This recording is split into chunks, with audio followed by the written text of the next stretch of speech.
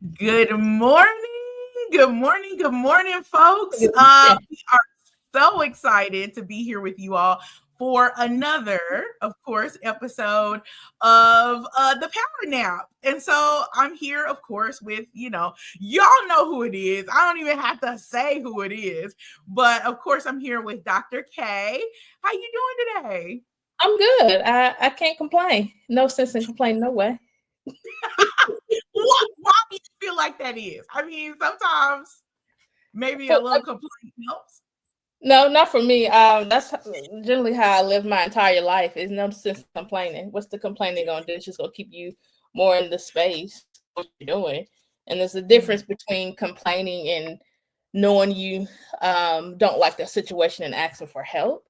And I think some people mask complaining with that's their way of asking for help, which is very interesting. So yeah, no need in complaining.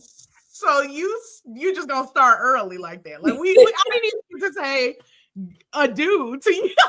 You can already start like undoing people's edges. Wait, let's take a step back real quick because I had not really, I guess, thought of complaining as it maybe being a cry for help before. I hadn't thought about that.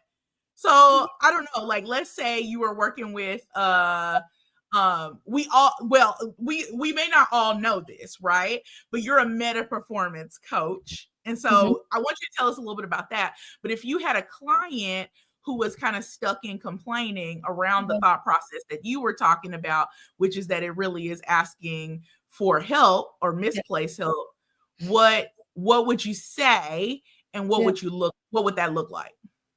Yeah, so first is acknowledging what the complaint is. And so having them verbally state the complaint in a full sentence. And then going through the process of what we call a racket. So, one of the first things asking, when this complaint, if you believe this complaint to be true, what are the behaviors that you begin to exhibit? And what are the beliefs that you have about yourself around this complaint? Right. And so in that space, we start to look at some limiting beliefs, self-limiting beliefs, beliefs about people that may be involved in the complaint, behaviors. You may begin to act differently because of this complaint that you believe is true. And then I move into the space of, so what are the payoffs? How do you benefit from the complaint? And that's when I get, I don't. That's complaint. I'm like, oh, you do, because there's some benefit in you continuing to complain about this thing, whether it is, I don't have to take ownership, benefit. I don't have to fill another job application and feel rejected.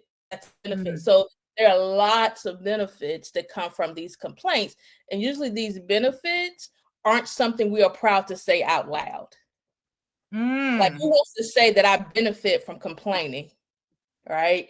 And then lastly, we move into the space of long-term, right? So what is this complaint costing you long-term? And by the time we get to the long-term space, it's the question of, is all of this worth you switching and shifting your mindset about this complaint?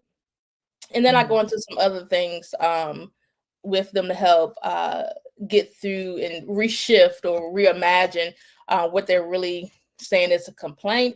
It's just more so them not taking ownership in some things in their life and being really critical about the root cause of things. Wow. Yeah. Listen, you gonna have folks playing this back for free. No, listen. Now, if you're looking for a good coach, here you go. Okay, you need to invest in that because that's real. I mean, as people, so more and more people this week. I was so excited at the number of people who we've discovered and have reached out to us because they started to mention our books in lots of different articles and thought processes. So I'm so glad to see Strategic Rest really continuing to kind of like move forward. But one of the big pieces that we hear people talk about, which the book also helps you work through, is the complaint about the fact that you're not getting the opportunity to rest, but not necessarily moving into the action of rest. And so that's where our NAP framework, NAP, comes in, right? In order to make sure that you're not just complaining or asking for help, like yelling into the abyss is what it feels like sometimes, that you're actually taking that walk, that movement, that step. It could be a baby step, it could be crawling, it could be whatever it is, but into actual strategic rest and rest.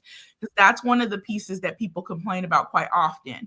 And I know you're going to say something about that, but I want to take just 1 second to shout out our viewers who are watching. I see y'all like in, so please let us know where you're streaming from in the comment section. We want to know. And I don't think I mentioned this before. I just talked about our book, but this is your 30-minute leadership recharge. We do this every Sunday at 10 a.m. There we go. Keitha said, I got y'all on the big screen today. Okay. Yes, ma'am. Eli said, good morning, Rest Ministry. Oh my gosh. Yes. We are here and we are doing it. Okay. So this is for you to talk to us. I know for sure we talk quite a bit with each other in this, but this is a collective. So we want to hear your thoughts in the comments. They may even show up on the screen, and we're so glad. The last thing is, y'all know I always come with my luxurious robe, okay? I've got to, rest and luxury go hand in hand for your girl. So I'm always going to show up here with my luxurious robe on. Now, if somebody decides, okay, I'm putting this out here. If you decide you want me to wear your robe on this show, I will do that. Now, it's got to be plush. It's got to be giving arms, okay? It's got to be giving neck. But if you want me to wear your robe, I'll be happy to do that. I have to put that out there because this is what I'm gonna say. One day, people are going to send me robes from all over the country, all over the world. And I'm going to wear those and it's going to be very serious. So I'm putting that today. We're going to record. That's recorded. And I'm going to look down the line. And as people are sending me their robes, I'm going to remember this exact moment on February 2nd, 2025, when I said that was, okay? So let's hop back in. Well, I want to shout out just a couple more people. Ellie said, when somebody takes the rest branding seriously, listen, if don't nobody take strategic rest seriously, the two of us do, okay? I am manifesting these robe deals. Now, I'm not manifesting. I believe that the Lord will, different people have different thoughts about manifesting. So I feel a little differently about that. I don't want my own humanness to limit what can happen in my life. Does that make sense? So I leave the manifestation to him on my side, but absolutely, we're going to be in these robe brand deals, okay? Let's see who else we have in the chat. I think we said hi to Kisa, and there's a couple other people watching. So please don't make sure that you're liking, subscribing, that you're dropping in the chat, and we'll talk about that. Okay, Dr. K, back to strategic rest, which is what we're here for, right? So I want to kind of ask a little bit of a question to follow up with what we were talking about. So let's imagine, right? You have a client who was complaining about not being able to rest, right? With our framework, how can we meet that? Like, walk us through. Pretend. I'm going to pretend. We don't role play, so this is going to be good. So I'm going to pretend to be the client, and I want you to coach me, and I'm going to complain. Is that cool? Okay, I'm about to say I don't have to pretend because I deal with this often with clients, so. This is not new territory. This is not new territory. This is why we wrote the book, though, because this is what we were seeing in our consultant firm. So for folks who don't know, of course, I am the CEO and principal consultant of Design Ideal Consulting. And then Dr. K is the CEO and founder of Clear Pathways Consulting Services. So we do this. We're not new to this. We true to this. But anyway, back to our coaching session. Okay. I like this. Now don't send me no invoice. Okay. Cause don't send me no invoice. So let's say I'm someone, and I've had this before. I had someone who said, hey, Erin, I love this idea. I want rest, right? However, the people around me aren't really active participants, or the things around me keep me from resting, right? So that's what I'm saying to you. So using our nap framework and the amazing coach that you are, what would you say to me? Well, How my would you first help? thing, yeah. Well, first, why do you keep allowing these people around you? Well, I can't. Okay, so some of them I can't get rid of, right? Some are maybe children or a spouse or whatever the case is. So what would you? Yeah. Yeah, define get rid of. Oh. Uh.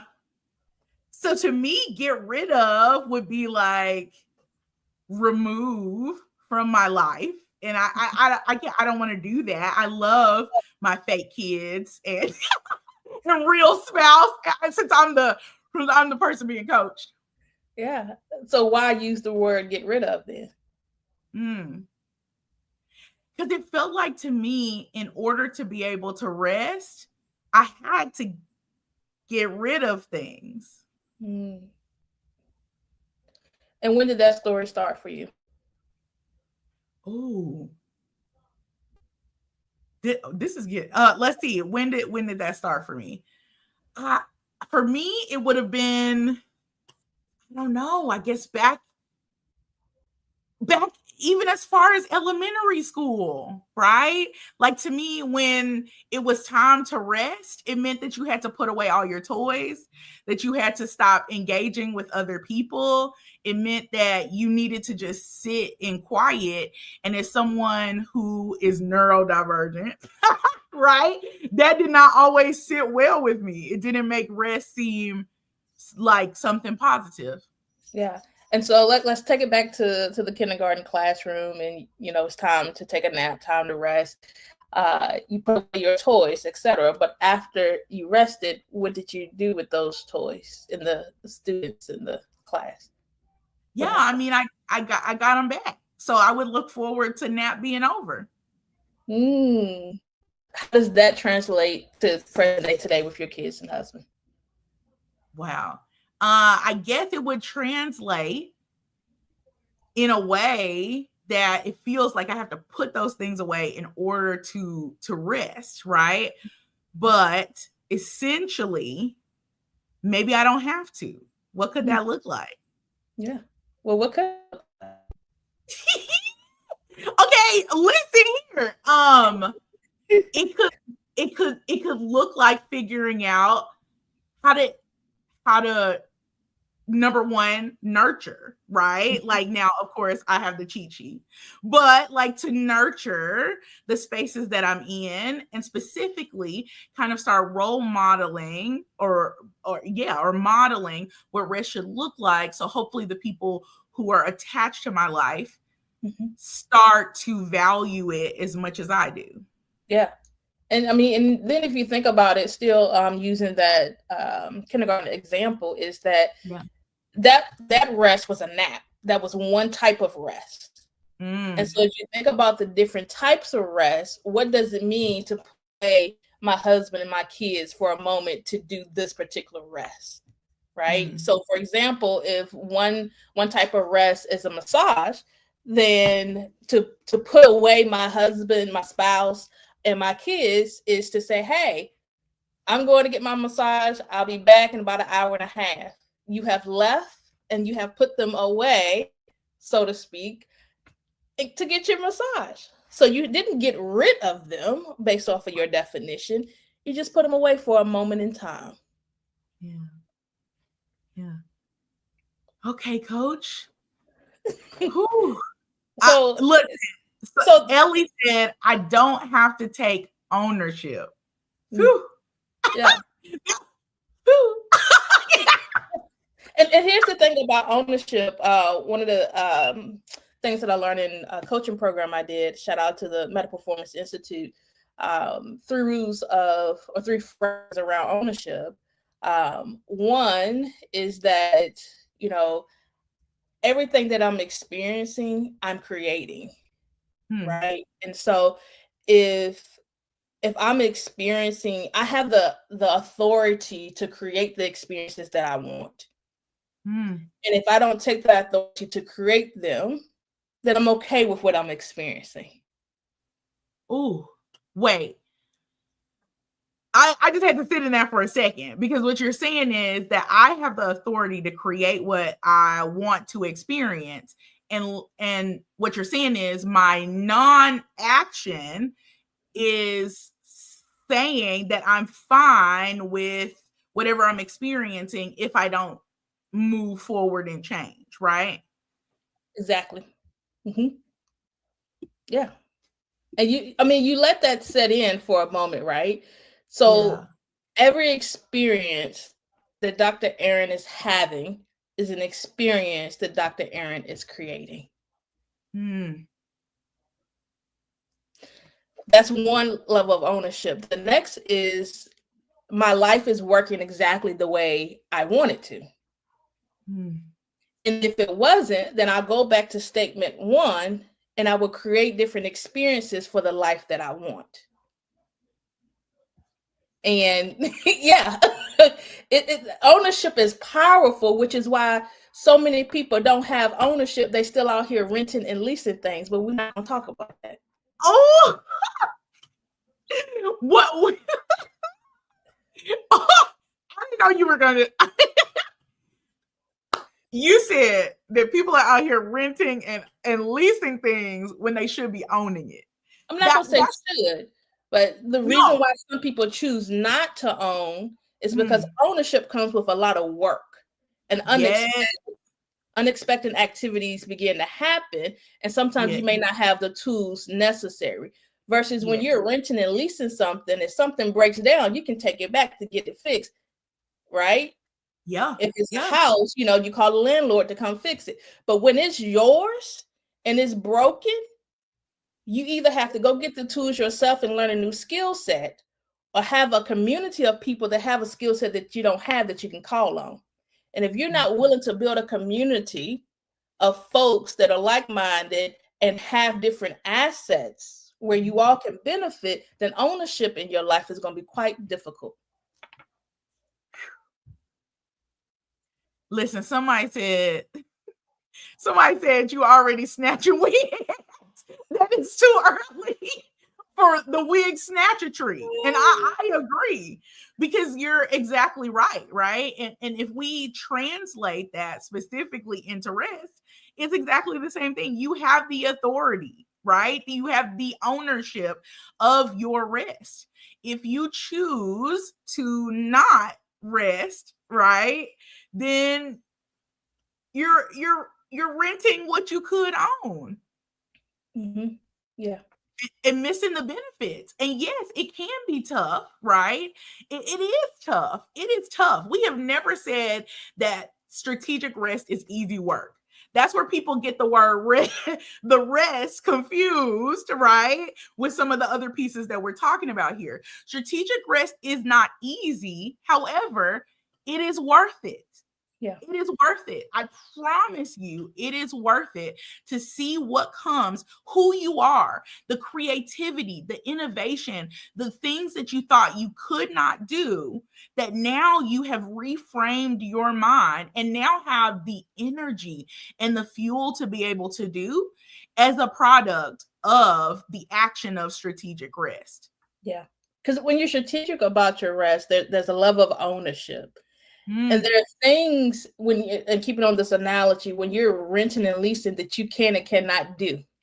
Yeah. In your contract for renting, it may be you can't paint the walls, right? You can't add another part to this house, right? But when you own something, your creativity gets to shine whenever you want it to. But it also goes back to what community have I built? Because I know I don't have the skill set to paint the walls or build something new that can come in and help my creativity flourish.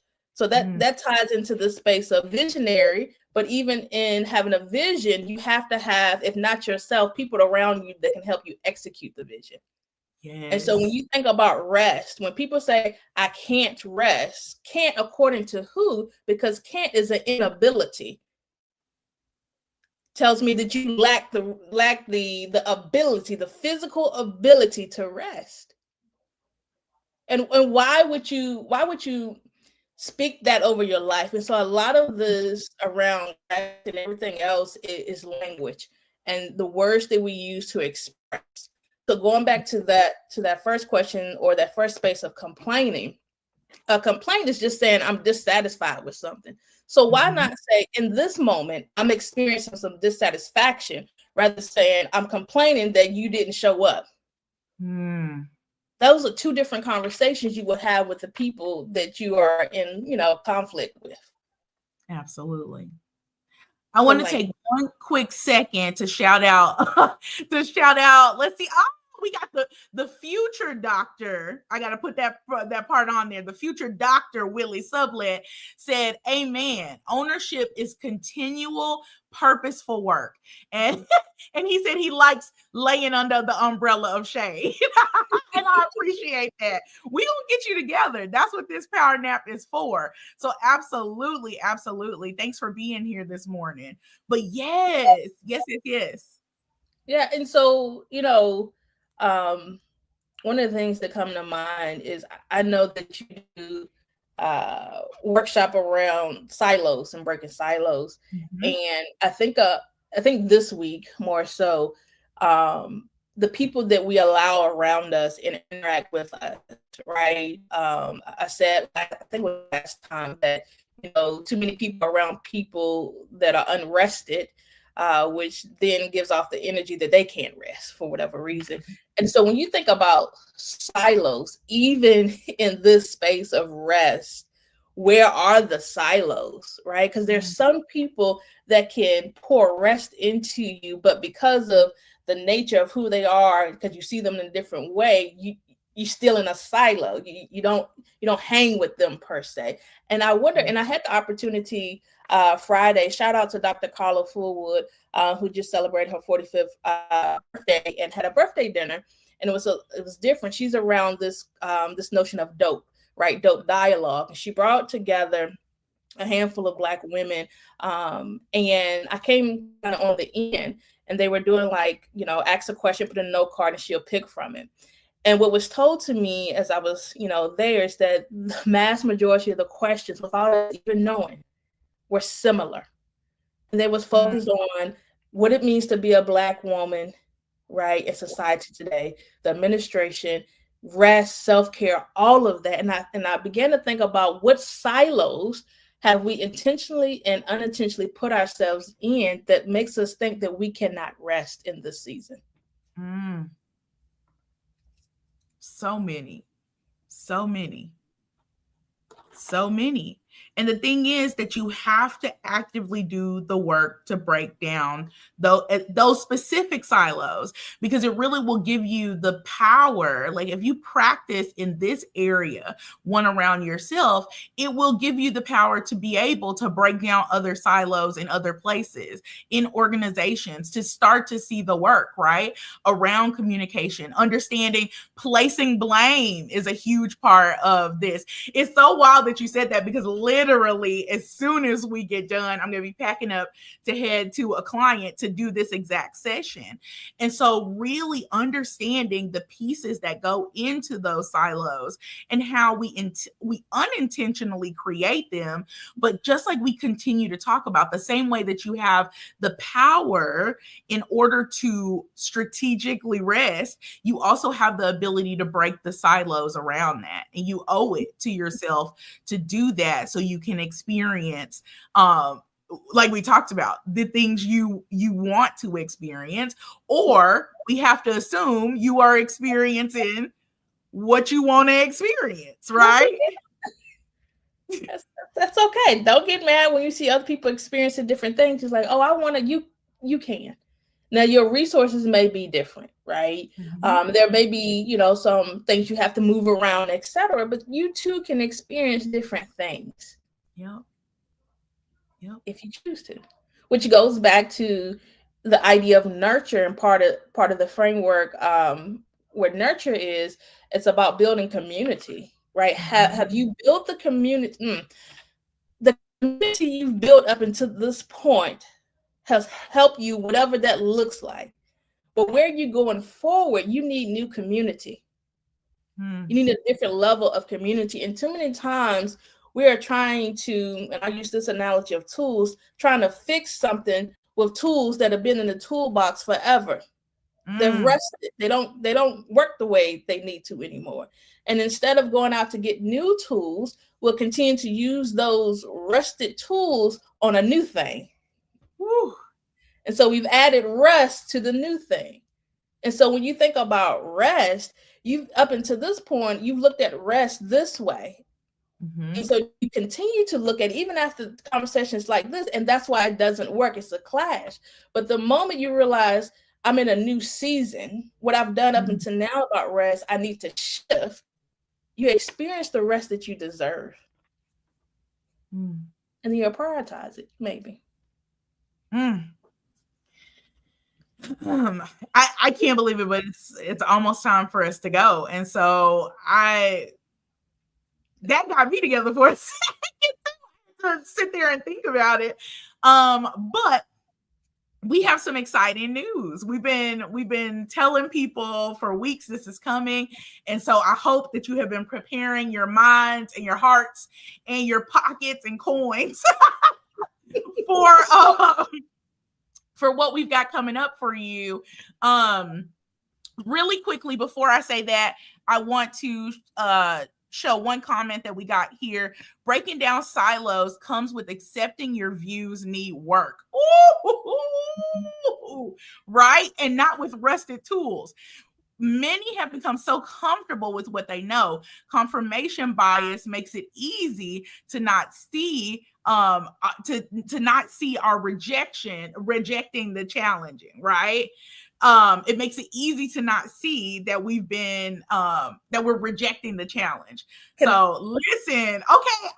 The folks are cooking today. Can I say I know that's a future doctor, because confirmation bias is something we talk about in the dissertation phase as a professor of doc students. So shout out to you using terminology. I love it. They are here. That's what I love about the folks that rock with us and watch our show, is that they're everybody, right? I mean, like, we've got folks from every walk of life. And so we're so excited and privileged to be able to do that. So without any further ado, like I said before, today we will be posting in some specific places on my LinkedIn page. So if you don't know where to find us, you can find us on LinkedIn. We will have it on our specific Facebook page, as well as our business pages and a few other places. But the Strategic Rest Summit is happening June 6th through 8th. So go ahead, get your hotel rooms, hide your kids, get everything you need to be there in the place, because we will do it. We have limited spaces for folks because we want this to be, it will be a transformative experience for the folks who are there. So once tickets are gone, they are gone. Darisha said that she cannot wait to be in the place. I love it. Excellent. So we'll get that posted for you guys ASAP. Dr. K, you want to say anything about the Strategic Rest Summit before we wrap up? No, just let's hope the glitches have all worked itself out with the website to get posted. But other than that, I'm excited for the opportunity to bring something different. I'm excited to see our vision be now executed in reality, and that people become part of this community, not just building the community, but sustaining the community of strategic rest. So excited. Absolutely. So you'll see us in just a little bit over at thestrategicrest.com so that you are able to get your tickets. And so we'll get we'll get that information out to you all. As always, it is a privilege. I can't talk today. I'm so rested. A privilege and a pleasure to spend this time with you all. We will see you again next Sunday, 10 a.m. Central Standard Time and 11 a.m. for my folks in the East. All right.